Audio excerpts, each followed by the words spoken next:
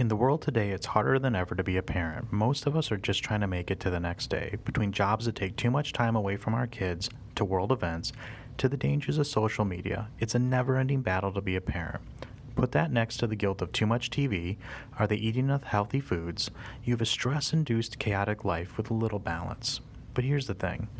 We're all good parents. Because if you're stressing about your kids watching too much TV or new ways to get them to eat veggies because the old tricks won't work, then you care. And when it comes down to it, that's what counts. Now, we're not parenting experts. We don't always have useful advice. But what we do have is solidarity in that we're all going through the same things, be it at different times, but the same things nevertheless. And sometimes it's good to be reminded that other parents out there who are, despite how it appears, going through the same things you are. How do you want to start this? Little introductions then. Who we are. So we are Becky and Dave Kaiser. We have been married for 3.5 years and we have 2 kids. We have a boy who is 2 years old and we have a little girl who is 6 months old. And we really just wanted to share our experiences with everyone and hear from everyone out there. And really what drove us to do this is this little thing called COVID-19, which has changed our lives drastically. And we just wanted to record everything we've been going through and have an activity that we can do as a married couple once the kids go down to bed, instead of just watching Netflix or some other streaming channel. We wanted something to do that we can remember this time when our kids were crazy and little and life was just so hectic and awesome, but hectic. Yeah, we felt like it might have been, the daily routine, get home, sit on the couch, watch TV after we put the kids down, and either watch something we've already seen or both be scrolling on social media while having something in the background 8 feet apart. Mm-hmm. I don't think there's any reason to show social distance when we're at home. So. No. So we are still probably technically sitting 6 feet apart, but I think so. Give we or are take following the CDC guidelines during this podcast, just so everyone's aware. We're being safe. Yeah, and I think scrolling through social media too, it's great.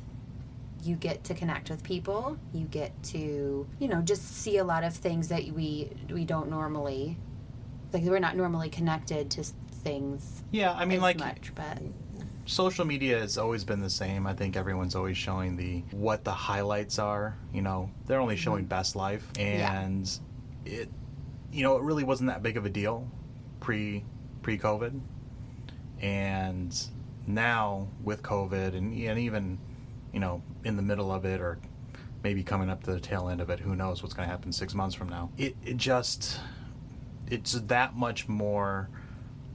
Like, you see people doing things and out and about and, going hiking, going camping, obviously no cruises, but doing activities that, we never would have done anyways, but now it's like, you look at it and you're like, well, I kind of am not doing anything. That looks fun. Maybe I would do that. Yeah. And I think there's both positives and negatives. There's definitely the positives, like you're saying, where you're like, I want to go hiking. Like our family friends or my sister and her kids are doing this really fun activity. We want to do that too. And then there's the other spectrum right now, which is they are too close to other people in these photos. Or, the horrible things that we're seeing going on in our country and the world and with our neighbors and our friends. And so there's that, it can weigh heavily on you, but it also can be a really nice outlet right now when we aren't seeing as many people. Yeah, I mean, our bubble is our family and the grandparents. And every once in a while we'll see, the extended family. Yeah, the extended family, and that's a rare occasion. But typically we're all confined to the house still, even in March of 2021, which is when we're recording this. And I will say we are very, very lucky because my parents live in our neighborhood. We did buy a house in the neighborhood that I grew up in, which I was thrilled about. I think Dave was thrilled about it. There wasn't a choice. There was no choice. It was the town I grew up in. It was ideally the neighborhood I grew up in. And even though we have one of the world's steepest driveways, and it probably drives my wonderful husband so crazy sometimes. It's legitimately 40-degree. It's very steep. Incline. We have to have all-wheel drive to get up it in the winter. But my parents live in the neighborhood. They literally live on the connecting street to us. My brother lives in this neighborhood a couple streets away. Him and his wife have 3 children. And recently, my mother-in-law, Dave's mom, moved 3 houses down from us across the street, which has been really great. It's so amazing for this time of our lives and during COVID, because it's so nice to have them just pop by, or we can pop by their houses. They watch our kids during the day a couple times a week, and it's just been so nice during this time to have them so close. And I think our kids are probably some of the luckiest kids in the world, because they get to see their grandparents literally every day. And some people, it's an annual or, a couple of times a year thing, and they literally get to see them whenever they want. Yeah, I mean, when we grew up, or I should say when I grew up, I only had my grandparents on my mom's side, and they lived in town. They were maybe a couple minutes away. But we grew up going there and did family dinner there every Saturday or Sunday, I want to say, one of the weekend days, depending on what the schedule's allowed. But we saw our extended family there too. All of our cousins and anybody that lived in town would come, as long as they were within, I think, an hour away. So it was a big family gathering, and that's how we were raised. Dad's side of the family didn't have anything like that. My dad's dad passed away well before I was born, and my grandma, she passed sometime that I don't remember. I was too young to remember that. So but it was the way we were raised, and I think it really helped us kind of become who we are and really have our family values that we have. And again, that kind of happened with COVID too, but that's part of the reason why we're doing all this, but isn't necessarily the reason we have our values per se. Mm-hmm. What else about us? I don't know. We got off on a little tangent there. We did. We just really wanted to introduce you guys to us, to Becky and Dave, and we immediately got off on several tangents. Welcome to Becky and Dave. Which is probably going to happen a lot. We have some episodes planned out. We've got probably the first 12 or so planned out, and this is our first time ever making a podcast, so forgive us for the crudeness of any recording or anything like that. I promise it will get better.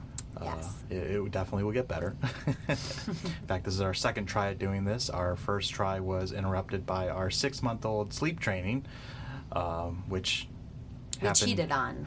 We cheated, but she's asleep now, and now we can do this. Yeah, that'll be a future episode, sleep training.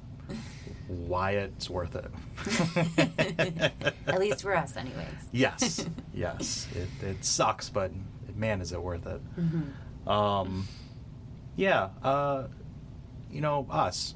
I grew up in the Midwest, happened to move to the only eastern-ish city that happens to be a Midwestern feel. It just so happens.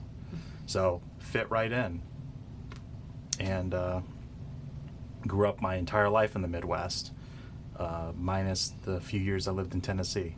And used to have a Southern accent, a very, very thick Southern draw as a Asian 4-year-old in rural Tennessee. That was the best place to move to, was the Midwest, because it just kind of flattened all that out. It doesn't come out much anymore at 34 years old, I want to say. Soon to be 35 this year. In August. Not that soon. Same birthday as my daughter. That's right. It'll overshadow it. Her first birthday will overshadow my 35th. You've never loved your birthday. I don't love birthdays. No, that's but another thing. it was when I was pregnant with our daughter, her due date was pretty close to Dave's birthday, and so kind of the running joke throughout my pregnancy was, well, maybe she'll be born on your birthday and then you'll finally love your birthday. And some force out there was like, yep, she's going to be born on your birthday. She was born a week and a half early. So it was meant to be. It was meant to be, birthday buddies. It was a planned birth. We had a planned date. Yes, we had a planned C-section scheduled because I had a C-section with my first, but she had other plans. And wanted to share a birthday with Daddy. And that'll be another future episode. It will. Every single time you try to go to the hospital and have a baby, they try to send you home. They do. At least in our experience. unless everything goes according to plan, which doesn't seem to happen. No, based our on, kids were stubborn coming yes. out. They still are stubborn. Yeah. They were stubborn coming out as well. We were sure they got it from one of us. A little bit of both. Probably too much from both. I grew up where we live now.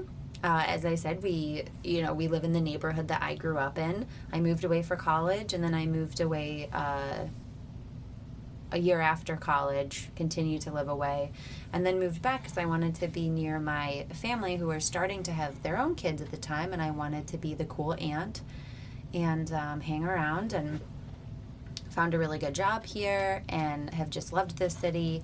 And then eventually met my wonderful husband, even though that could be a 3-4 podcast in itself, just finding my person. Maybe it'll come across in this podcast, but I am kind of an awkward person. I'm not the most social or outgoing person there is. It helps being in an enclosed space like this. It does. So finding Dave was my miracle in life. And I like that. I think we should have a podcast we should, like that. how we met. I think it'll be interesting to hear stories that I probably never heard, and you've probably never heard some of my stories. I don't know. Yeah. I think it'll be fun. I think that'd be fun. We should do that in the future. The whole point of this is to again have an activity that we both can do. Mm-hmm. Maybe have some fun along the way. Mm-hmm. Maybe find some people who are going through the same stuff we are, and that's really it. It doesn't have much more meaning behind it other than that. Yeah. And I know on this particular go of the podcast, we are kind of painting things in like a really great light, as like our family lives nearby and we found each other and we have these great kids and all this stuff. But we are going to talk about the ups and the downs. Like, we're not going to sugarcoat it. We're going to celebrate the highs and talk through the lows, and share it all with you. Leave no stone unturned. Yeah, I mean, here's the thing: is there's enough stuff out there on social media that's sunshine, rainbows, and everything that's good at only showing the best sides. But here's the thing: is that not everything has the bright side to it. There's always going to be the rougher side, and that's reality. I think everybody felt that during 2020 in some way, shape, or form. I was always joking that, we had too normal of a life. Everything was a little too easy or uneventful, whatever you want to call it. And in our lifetime, we've hit multiple, historical events we've had. So I've lived through a lot of historical events, as have the rest of us who are listening to this, all probably 2 of you. And, it's you hear your parents talk about it, the World Wars or any other war. I don't think our parents were alive during the World Wars. Grandparents, okay. They're still technically parents. I dug my way out of that. Or the gas crisis of whenever the hell that happened. I remember my grandma talking about that. It's just, we lived through a lot of this stuff, and it's interesting, this generation, with all the technology we have and all the media and how it skews things, and honestly, we'll probably never talk about anything like that because that's way too political for either one of us. Yes. That's probably one thing you won't hear us talk about is political things. Mm-hmm. It has an impact, but you know what? There are much better things to talk about than that. Yeah, and I think one thing that's always helped me is when I'm looking for mom stories, or when I've been up at 3 a.m. wondering, will my daughter ever sleep through the night? I bond with my son because I pumped and he was bottle fed. When I'm up, another episode, yes. But those times when you're kind of looking for almost validation as to how you're feeling in the middle of the night on social media, on the internet, and you're only finding like the best case scenario stories, and you almost want that nitty gritty story of like, I can connect with this mom who also struggled with this. My mom friends or my siblings, when we share the struggles, it's always helped me more than people sharing their successes. Not because I want to, I don't want anyone to be successful, but me as a mom, it's always helped me when someone else is sharing their bad day, because I'm like, oh, thank goodness, because I have bad days too, and I have days where I really struggle, and it alleviates that pressure a little bit of always having to be perfect and feel like you can't make a mistake. Yeah, I think that's a big thing, and we all strive to be the best parent we can be. And that's another thing, is we all try to be the best parent we can be, whether or not we plan to be a parent or not. And that's, if you had a kid, you kept a kid, you made whatever worked with whoever you had the kid with, you're still trying. Mm-hmm. And that's really all you can do, is just try. Yeah, do the best that you can. Yeah, and do your best. I joke a lot that there's a cartoon that Owen loves to watch. And I'll admit, I kind of like watching it too. I think Dave likes this cartoon more than our son Owen. If you're saying that I watched the episodes when they drop prior to showing them to our son for the first time, then yes. That is true. But in any case, Ludo, a Australian company, which was picked up by Disney Broadcasting, and it's on Disney now and Disney Plus, which I'm sure everybody has if you've got a kid, is Bluey. If you haven't heard of it, check it out. It's amazing. It'll make you feel feelings of sad, happy, and being proud to be a parent. But the dad Bandit follows a bunch of blue healers, a mom and dad and two daughters who are a couple years apart, similar to our kids. And it paints a picture of the parents doing the best that they can, and also, being really good parents at the same time. I don't think you should model your parent behavior off of a cartoon dog. I'm not saying that by any means, but it is fun to watch. And, I think about that too, that, I strive to be the best dad that I can be for both my kids. My son's 2 years old and a little over 2. I try to be as good as I can be for him. And our daughter is 6 months, just turned, or just over. Mm-hmm. And, she's in that stage now where she's just starting to kind of figure things out a little bit, recognizing us, more, appreciating that we're holding her rather than somebody else. So she's still in that kind of in-between phase. She's very snuggly. She's very snuggly with you. We try the best we can do. And, that's, I think, working parents, we're both full-time. That's another thing. We're both full-time working parents. We pay for childcare for most of the week and have grandparents help us out the other to help kind of lessen the burden of the cost of childcare, because anybody who's paying it knows that it's a crazy, crazy cost. It's a lot, but it also, at least for us, has been so great for our family and so great for, I say both of our kids. Our daughter has only been going for like a month. So yeah. 2 days ago, yesterday was her first full day. Yes. Yes, and she finally took a bottle. But our son, we noticed that when he went back to daycare after probably taking 6 to 7 months off due to COVID, and because I was pregnant, and when we had our daughter, we decided to still keep him home with us until she was a little bit older. But we did notice that when we sent him back, his language exploded. He was saying so many more words, and even now every day he's saying more and more sentences. He did tell me to go away the other day, so that was a new sentence I didn't love, but it means he's growing and learning. So, again, the ups and downs of things. Whereas, yes, daycare costs a ton, and we are part-time, and we still spend a good chunk of money on it, but we have found a really great daycare that really aligns with our values and how, like, we are raising our kids, and they also help us teach our kids, because there's so many things I think that he learns at daycare that we just wouldn't even think of to teach him. Yeah, I mean, like, so Becky works 9 to 5 Monday through Friday. 8 to 5. 8 to 5, and she works 40 hours a week, 5 days a week. I'm closer to 43.5 to be exact. But my hours vary. I work anywhere from 8:30 to 7 on any given day, other than Wednesdays and Sundays. It's the nature of the business, and it quite honestly sucks for having a family. I was just about to say, it sucks. It's terrible. Retail is the worst schedule for when you're trying to raise a kid, and that's the problem. So if you take those time frames into effect, I get out at 6 o'clock or 7, bedtime 6. 7, bedtime 7, and it just doesn't give enough time.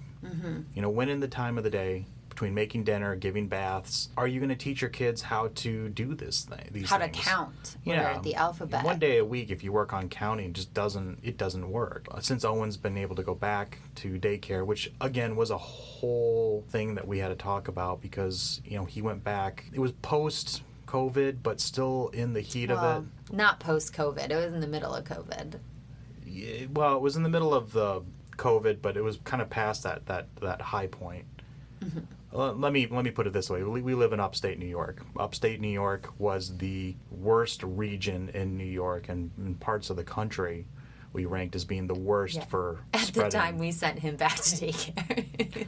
And what we took into consideration, we looked at daycare. Daycare closed for 2 weeks, I want to say 2 or 3 weeks max, before they reopened for essential workers and everybody else. And in that time frame, up until that point, they had no cases. Since then, I think there's been one, I want to say. Yeah. And it was I don't think any kids No kids have had it. Yeah. They're very, very safe, and we trust them completely. And here's the thing too, is our daycare is not a fancy daycare. It's not one of those daycares that's a progressive daycare. It's a normal daycare. It has a above average playground. I think that's maybe the most advanced thing about it. But everyone that runs it is great, and it felt very real for us. It wasn't. That was really important for us when we were looking for daycares. It was a place that would feel like home to our kids when they went there, and this was the place that we felt the most comfortable. The director, the assistant director, it's where they felt most like us and how we raise our own kids. Our director sends her son there, so it just felt right for us. Yeah. I think there's some people that they might value other things, and that's completely fine. But, you have to find a place that feels right for you, because, like we said, you are spending a lot of money on it. So if you don't feel right about it, you probably need to make a change. But it costs as much as a car annually. And again, we're part-time, and that's okay. It costs as much as a nice car. And full-time. You guys will come to find out that Dave loves cars. So the fact that this costs as much as the car, that's a big deal for him. It is. It is. It is. But here's the thing, is that I can always find another hobby, but I want to make sure our kids are taken care of. So for me, it's a no-brainer spending money on childcare, on learning, on whatever it might be. And I'm the first one to be guilty of, I don't want to say spoiling, but maybe providing surprises and treats to our kids. Spoiling. That's exactly what it is. Spoiling our child. Between having the Nanas so close, having hand-me-downs from my siblings, I don't think we've had to buy any clothing for our kids because we've been lucky enough to we have bought clothing, but we didn't have to because we had bins and bins and bins of hand-me-downs from my sister, my brother and sister-in-law, my sister and brother-in-law's friends gave us hand-me-downs for our daughter because they don't have daughters.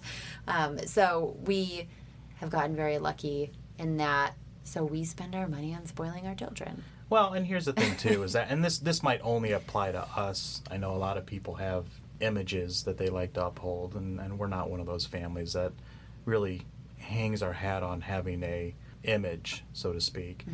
Mm-hmm. So what we found is that, you know, we got a lot of free clothes, and I think that if you ever have a kid and you know someone's having a kid, you should totally give your hand-me-downs to them. It'll save them a ton of money, and they'll be really thankful for it. No matter what the condition is, even if they're a little tattered or whatever it might be, it's going to save them a ton of money. Mm-hmm. And we have made sure we pass ours along to friends and neighbors as well because we don't want it in our basement anymore. We're actually sitting where all the bins of clothes used to be, but we've gotten them out of the house because we wanted to make sure we passed those along since we were so fortunate enough to receive them. Bags and bags and totes and totes. But what we found is that honestly, when it comes down to it, your kid's going to wear the same clothes, maybe I want to say 10 outfits at max. Yes. Because here's the thing is that you're going to be doing laundry all the time. Mm-hmm. And you really just keep recycling the clothes. Yeah, I think for two reasons. First, you find the couple that you really like.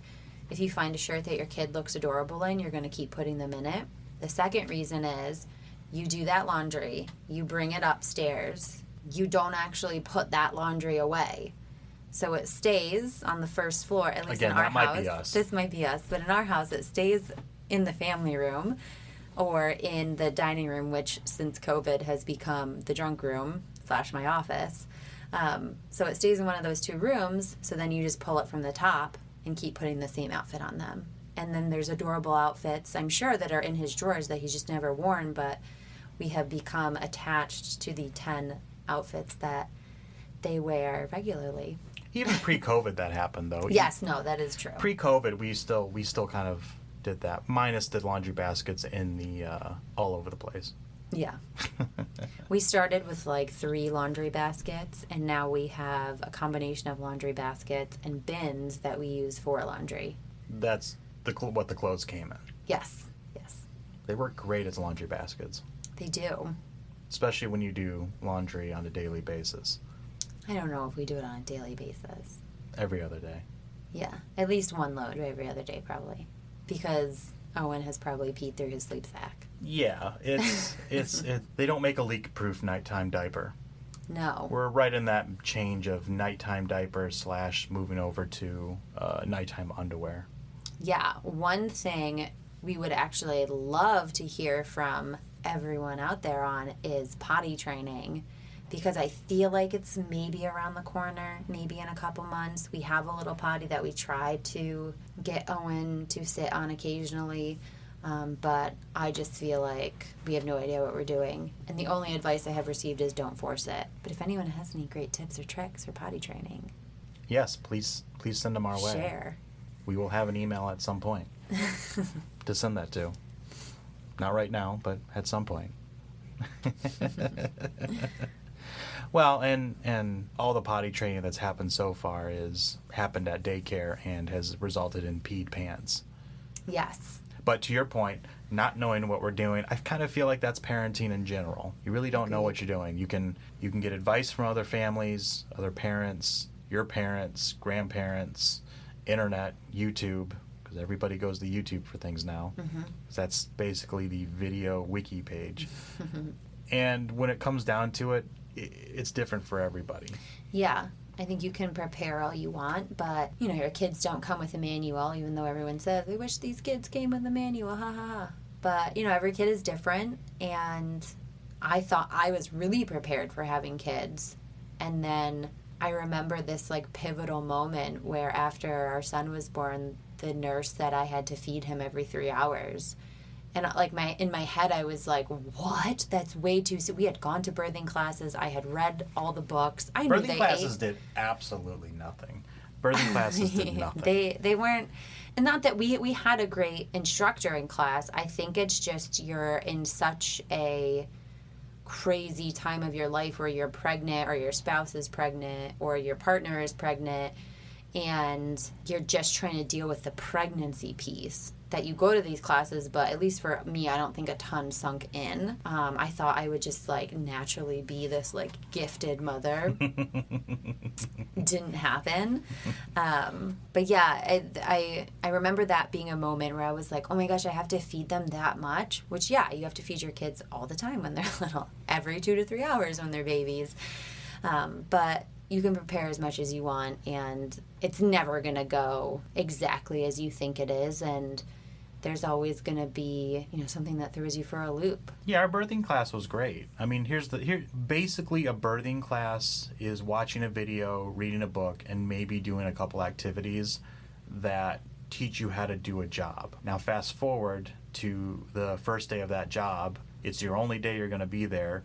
The stress is high. Mm-hmm. You have to remember everything that happened whenever you took that training course. And you're expected to do it all while under an immense amount of pressure and pain. And that's also, what it afterwards, is. You don't sleep for at least 3 months. So you totally should do a birthing class. It's what you should do. But don't think that it's going to solve all the problems, because it doesn't. Yeah. And just be gentle with yourselves. If you are pregnant and listening to this and you're like, oh crap, what did I get myself into?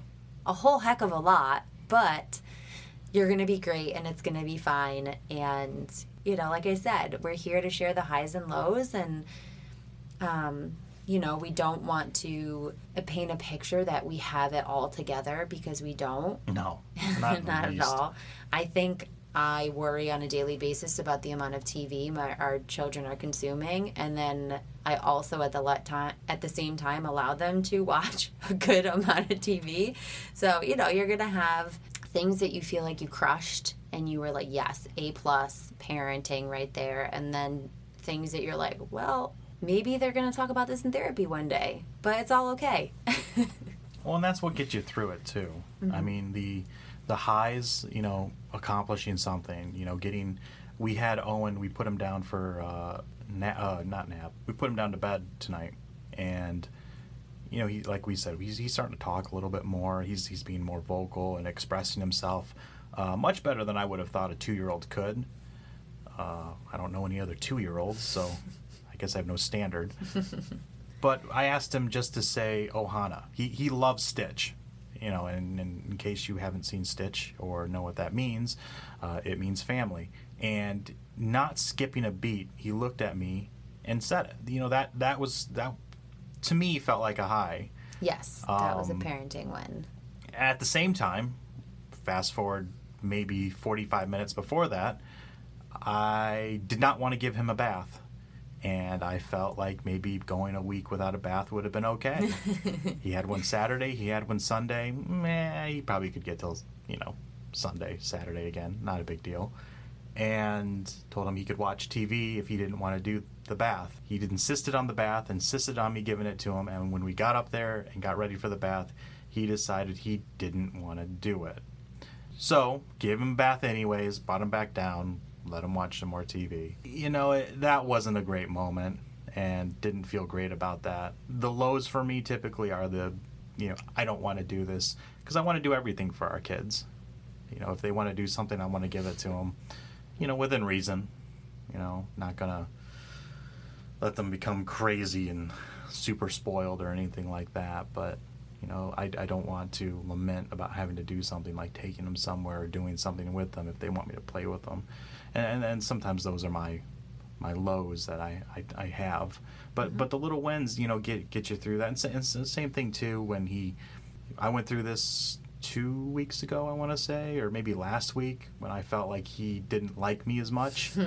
And Becky smirks because it's silly. I'm snickering because Dave is Owen's favorite person in the entire world, and it is very apparent to everyone else in the entire world that he is Owen's favorite person. But it just so happened last week Yes.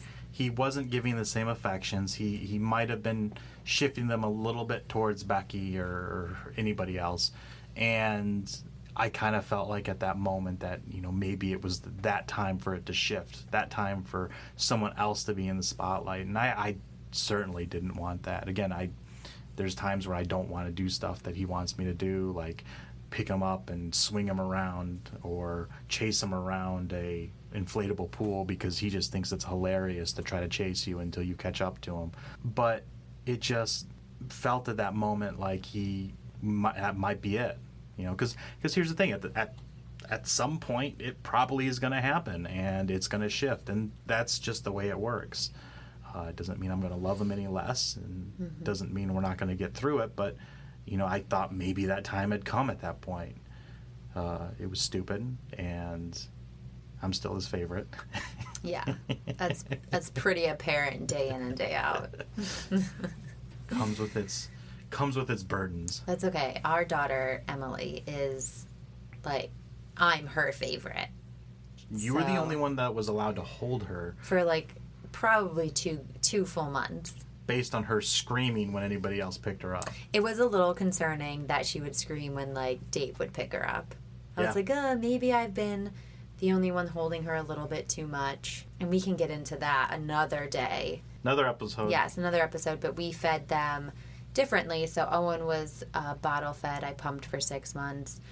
He never latched, and Em latched like a champ. And so I was able to, and still I am breastfeeding her. So I think that it's because, I got to have that bond a little bit sooner with her. So I like literally was like, this is my precious. I gollumed and was like, I don't want to let her go. She is my precious. In case you haven't figured it out yet or don't realize we're a bunch of nerds.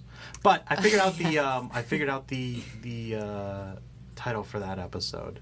It'll be Bottle Breast SNS.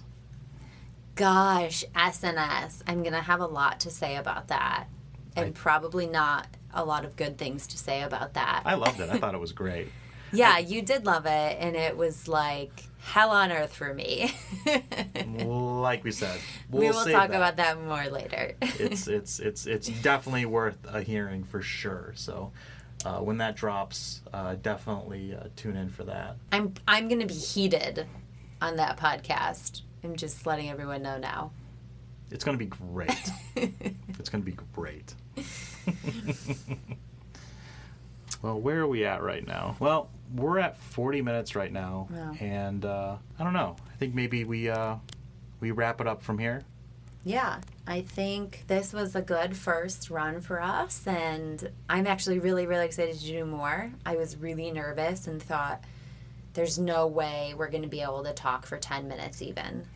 And here we are 40 minutes later. I mean, we've been married 3 years. We've had talks longer than 10 minutes. But I get it. Not that you and I wouldn't be able to talk for that long, but that I thought I would freeze, which I did a couple of times during this. I know you noticed it. We'll edit it out. We'll edit those out. But I thought I was going to be too awkward to do this. And I am having some red wine, so I think that is helping. But I think I can do this. Yeah, I've had bourbon. It's all good. And no children woke up once we started. So that is a win. Yes. We'll end on a win. They're 2 floors above us right now, and if they screamed, you wouldn't hear it. The monitor is on silent. So yeah, this was our introduction. We're going to be, like I said, we've got some episodes planned out. We'll probably have the first 12 planned out. Hopefully going to be getting these out in succession. Editing might be a little bit rough. Again, this is our first before, yeah. Our first time doing anything like this, but we thought that it'd be a good bonding experience. Yeah. And hopefully someone out there listens, but if not, we have some great mementos for the future and for our kids. And hey, posterity is posterity. It'll be great either way. So this is what it'll be like most of the time. Seeing how far we get. Maybe we'll have guests. Maybe we'll get better stuff, better equipment. I'm excited about having guests. we'll have to figure out how to do that in a COVID world. Maybe one day we'll be able to have guests at our house. That would be fantastic. But that would mean we have to clean. And it has been a while since we did a big clean. Yeah, and fix a couple things. That's okay. Yeah. Anyone that we invite over knows that we're probably not, like, going to have the most pristine house in the block. No. But that's okay. We have the Yes. most fun. And that's really what it's all about. Is having fun and getting through it and being the best parent that you can be. And that's kind of what this is all about, you know. Yeah. At the heart of it, it's really just husband and wife just doing something an activity together. Yeah. Both of us need a hobby that doesn't cost a ton of money, and here we go. But honestly, it's more about just being a parent in general. You know, being the best parent that you can be. We're all trying really hard to do that, whether it's, you know, working 2 jobs and trying to make ends meet, or, you know, only one person working while one person stays home. I tell you what, COVID and furlough, I give respect to any homemaker out there. Oh my gosh. And yes. It's a lot harder of a job than I ever would have thought, and I respect everybody who does that. Yeah, if you are a stay-at-home parent out there, holy crap, you're amazing. I wish the world would pay you more because you deserve, like, the salary of a CEO. You're incredible. Seriously. So on that, I think we're going to end this first podcast, our introduction to the series itself. So I look forward to doing more of this, and hope that there's somebody out there who is listening. Yeah, thanks everyone.